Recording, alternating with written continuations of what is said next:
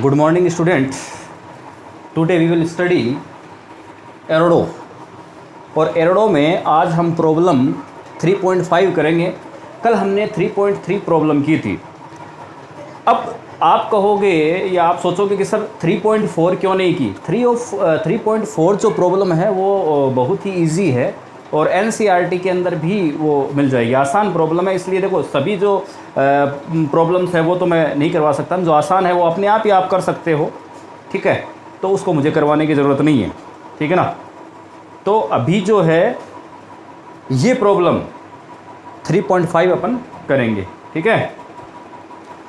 तो 3.5 प्रॉब्लम क्या है देखो।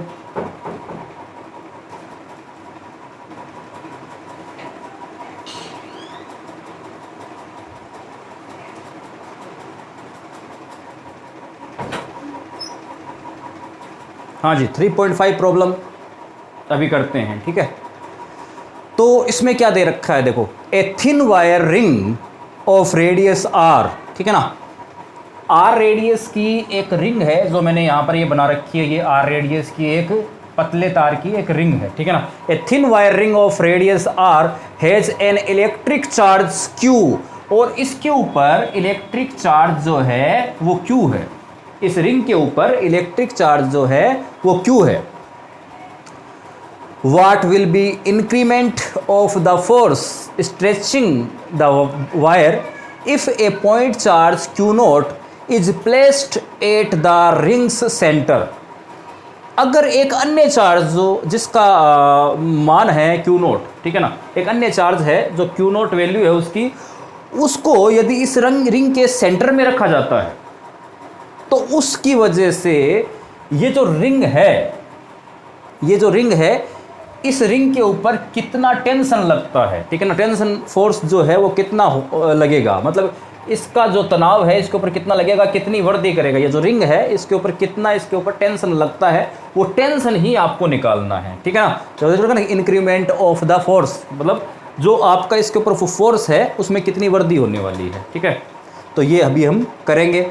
आप इस सवाल को समझ गए होंगे, क्वेश्चन को आप बिल्कुल समझ चुके हो कि भाई ये जो है यहाँ पर इसके ऊपर अगर फोर्स लगेगा, जैसे ये ऊपर की तरफ फोर्स लग रहा है तो जो टेंशन है वो यहाँ की तरफ खिंचाव नहीं होगा, या ऊपर की तरफ होगा तो नीचे की तरफ खिंचाव लगेगा, और वही टेंशन आपको निकालना है, ठीक है।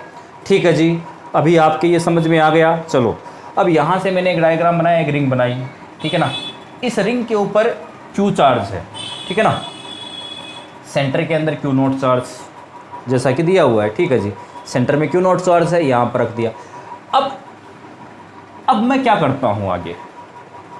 अभी ये जैसे पूरी रिंग है, इस पूरी रिंग में से मैं एक छोटा सा पोर्शन लेता हूँ, छोटा सा पोर्शन, ठीक है ना। मैंने इतना सा एलिमेंट ले लिया इसमें से, ठीक है ना। ये इतना सा एलिमेंट ले लिया मैंने, ठीक है ना, जो थीटा एंगल बनाता है, इतना मैंने ले लिया। अगर ये थीटा एंगल बनाता है, इतना मैंने ये एलिमेंट लिया जिसे मैंने बोल दिया डेल एल। क्या बोल दिया? Delta L. क्या बोला है? Delta L. तो डेल्टा एल मैंने डिस्टेंस ले ली है भाई, कितनी ले ली है? डेल्टा एल, ठीक है ना। तो डेल्टा एल डिस्टेंस के अंदर जो एंगल है वो है थीटा, ठीक है। अब डेल्टा एल के ऊपर कोई ना कोई चार्ज होगा।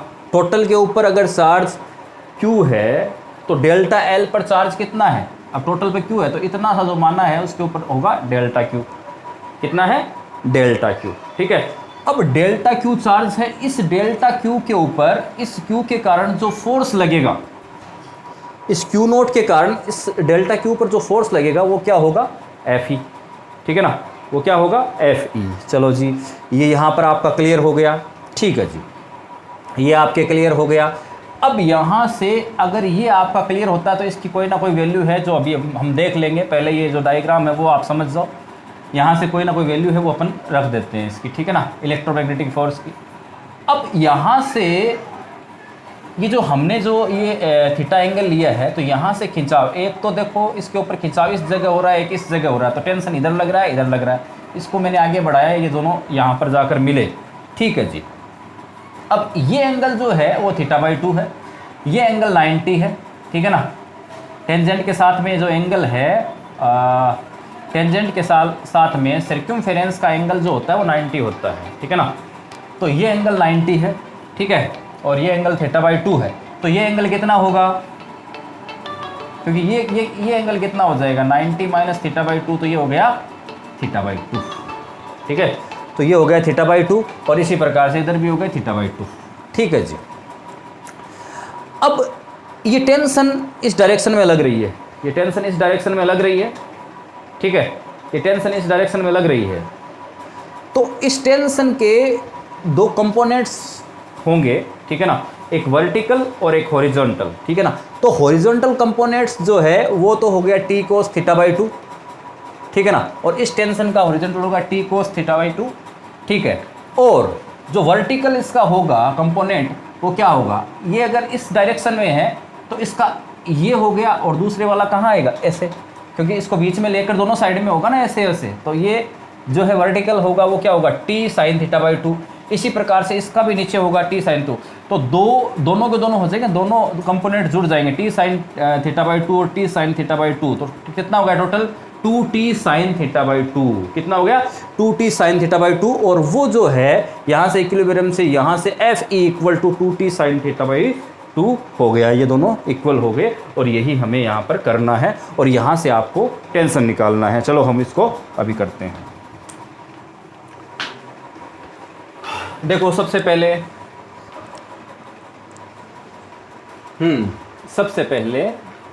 हम ये देखते हैं कि ये जो रिंग है, ठीक है ना, ये जो रिंग है, रिंग के ऊपर चार्ज डेंसिटी कितनी होती है, ठीक है ना, चार्ज डेंसिटी है वो कितनी है, तो लैम्डा इक्वल टू, और इस रिंग पर चार्ज कितना दिया हुआ था, क्यू दिया हुआ था। ठीक है, ठीक है ना, तो क्यू अपॉन 2 पाई आर, ये पूरे रिंग की चार्ज डेंसिटी है भाई। ठीक है, पूरे रिंग की चार्ज डेंसिटी है। अभी आपको क्या करना है, थोड़ा स्पेस बना देता हूँ मैं। ठीक है जी, अभी आपको क्या करना है कि आपको ये इतना सा पोर्शन मैंने लिया था डेल्टा एल, ठीक है ना, ये इतनी सी डिस्टेंस ली थी इस वायर की मैंने डेल एल। तो डेल एल के अंदर जो चार्ज है वो आपको पता होना चाहिए। टोटल के ऊपर तो क्यू है, डेल एल में कितना चार्ज है वो यहाँ से अपन देख लेते हैं। वो कितना होगा डेल क्यू, कितना होगा डेल क्यू, और वो कैसे निकलेगा, तो लेमडा, ठीक है, और मल्टीप्लाई बाई डेल्टा एल। कैसे, क्योंकि जैसे 2 पाई आर है वही तो इसके लिए जो है वो डेल एल है ना, यहाँ से अगर क्यू निकालते हैं तो क्या आएगा, लेमडा गुना 2 पाई आर आएगा। तो इसी प्रकार से डेल्टा क्यू बराबर क्या आएगा, लेमडा डेल एल आ गया। ठीक है ना, इस एलिमेंट्स के लिए डेल्टा एल के लिए ये आ गया इतना चार्ज। ठीक है जी, ये इक्वेशन नंबर आप 2 दे सकते हैं। चलो ठीक है, अब क्या करना है, अब यहाँ पर हो गया। और अब हम देखते हैं कि ये जो फोर्स लग रहा है, इलेक्ट्रोमैग्नेटिक फोर्स जो है एफ ई, वो कितना है। एफ ई बताइए जी कितना होता है, ये होता है आपका, इसके कारण इस पर लग रहा है ना, तो Q naught delta Q upon 4 pi epsilon not, और डिस्टेंस क्या है इसकी, रेडियस कितनी है, आर है ना, तो आर स्क्वायर। ठीक है जी, इसको आप थर्ड दे सकते हैं। ठीक है जी, इसको आपने थर्ड दिया, और ये जो वैल्यू है ये इसके अंदर आप इस फोर्स के अंदर पुट कीजिए।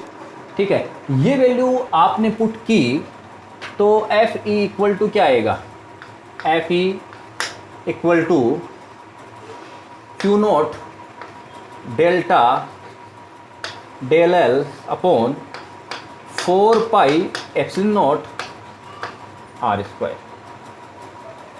ठीक है जी,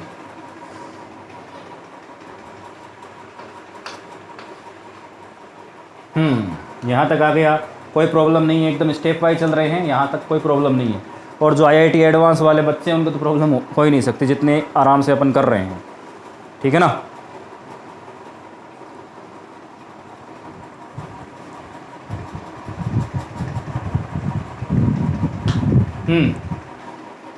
चलो अब आगे चलते हैं, यहाँ तक हो गया। अब क्या करना है हमें,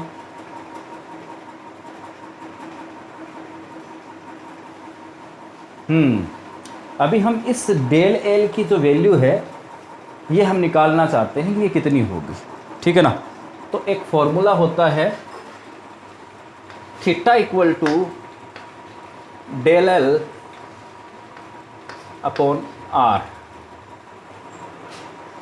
ये एंगल का फॉर्मूला होता है ना, ये जो एंगल है थीटा, इसका फॉर्मूला हो गया ना ये इतना, एलिमेंट अपॉन रेडियस, ठीक है ना। ये फॉर्मूला होता है element upon radius, 10th class में पढ़ा होगा, ठीक है।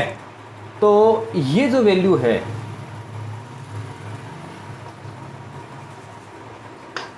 यहाँ से आप डेल एल की वैल्यू निकाल दो, डेल्टा एल की वैल्यू क्या होगी, थीटा आर, ठीक है।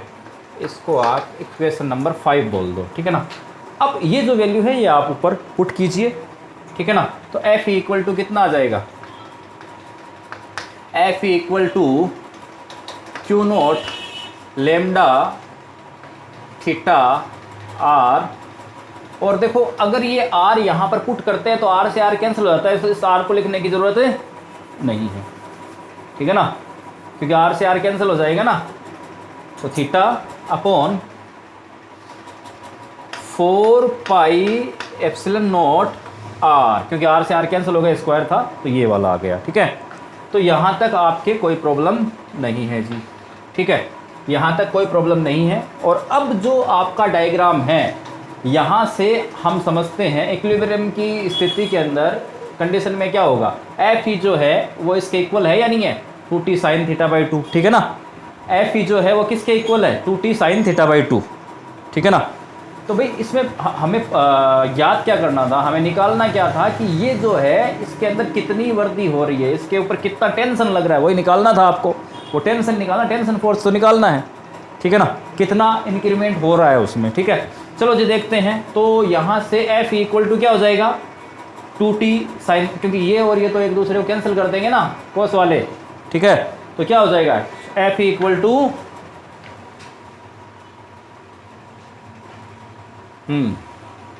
एफ ई इक्वल टू क्या हो जाएगा, 2t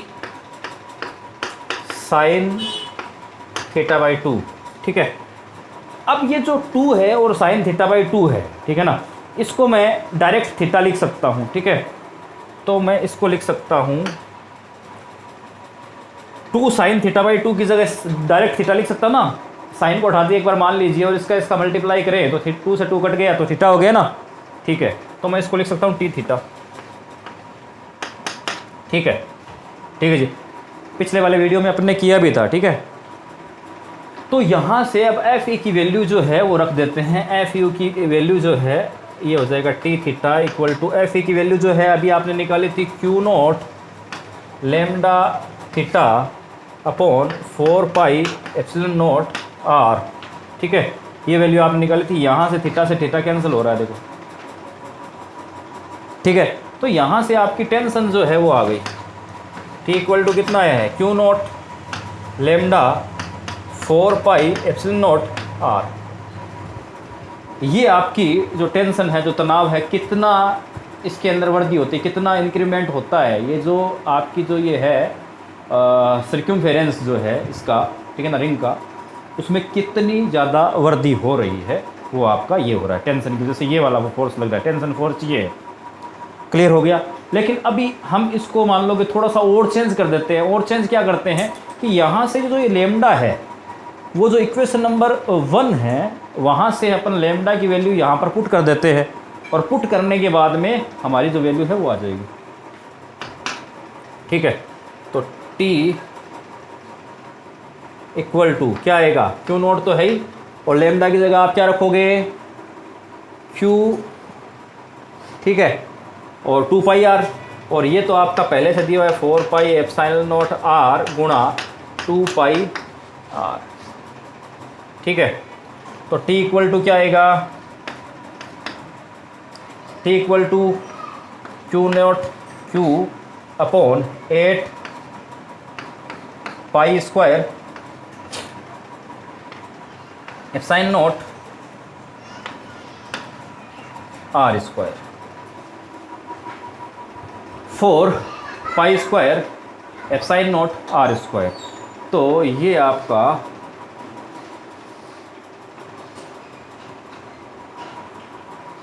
एरोडो इक्वेशन जो है वो सॉल्व हो गया। ठीक है, अब मुझे एक बात बताइए, क्या ये क्वेश्चन जो है वो टफ है? बिल्कुल टफ नहीं है, ये टफ था, ठीक है ना, और अभी ये बिल्कुल आसान है। सबसे पहले आप बस एक डायग्राम बनाने की कोशिश कीजिए, डायग्राम बना और सोल्व हुआ। देखो कितना आसान है, ये उतना टफ नहीं जितना टफ आप समझ रहे थे। बहुत ही इजी क्वेश्चन है और बहुत ही इजी तरीके से हमने इसको सोल्व कर लिया है। देखिए अब आप इसमें कहीं भी कोई प्रॉब्लम हो रही है, कितना आसान लग रहा है, ठीक है ना। अब एरोडो से ऐसे ही घबरा रहे हो यार, ठीक है ना, बहुत ही आसान क्वेश्चन है, बस हिम्मत मत हारिए, कोशिश कीजिए, ठीक है ना, और एरोडो को सोल्व करने की कोशिश कीजिए। IIT एडवांस के अंदर अगर मार्क्स अच्छे लाने हैं और ओलंपियाड में जाना है तो आपको ये सवाल करने ही पड़ेंगे, ठीक है ना। और अगर ये जो क्वेश्चन मैंने आपको करवाया है अगर आपके समझ में आया है, आपको अच्छा लगा है, तो वीडियो को लाइक कीजिएगा, शेयर कीजिएगा, और अगर नए स्टूडेंट हैं, ठीक है, नए व्यूअर्स हैं, तो सब्सक्राइब भी कीजिएगा, ठीक है। ओके।